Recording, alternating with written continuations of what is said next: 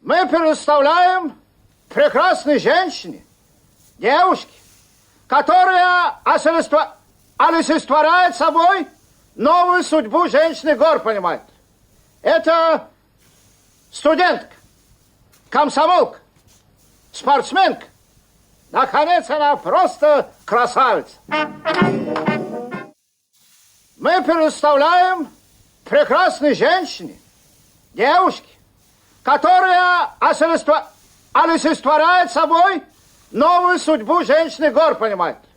Это студентка, комсомолка, спортсменка.